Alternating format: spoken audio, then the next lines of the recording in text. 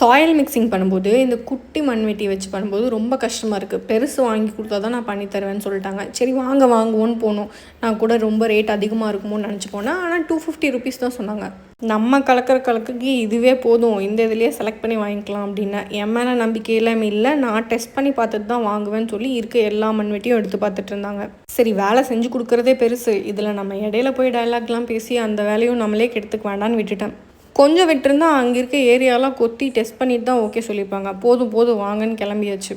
Soil மிக்சிங்லாம் start பண்ணால் ரொம்ப கஷ்டம். லஞ்செல்லாம் ப்ரிப்பேர் பண்ணிகிட்டு இருக்க முடியாது, டைம் வேஸ்ட் ஆயிரும். அதனால் கடையிலேயே வாங்கி கொடுத்துருங்கன்னு டயலாக் பக்கமாக பேசி கடையிலையும் சாப்பாடு வாங்க கிளம்பியாச்சு. நாங்கள் இருக்க ஏரியாவில் ஒரு ஹோம் ஃபுட் மாதிரி தான் இது. 30 ருபீஸ் தான் ஒரு சாப்பாடு. எல்லாமே தரமாக இருக்கும். ஒரு 4லேருந்து 5 வெரைட்டி தான் வச்சுருப்பாங்க. ஆனால் நீங்கள் சீக்கிரமாக போலீங்கன்னா டக்குன்னு எல்லாம் காலி ஆகிடும். மிக்சிங் பண்ணணுன்னா சாப்பாடு வாங்கி கொடுத்தா தான் வருவேன்னு சாப்பாடு வாங்கிட்டு வந்தாச்சு. ஆனால் மிக்சிங் பண்ணனா இல்லையாங்கிறது தான் அங்கே கேள்விக்குரிய.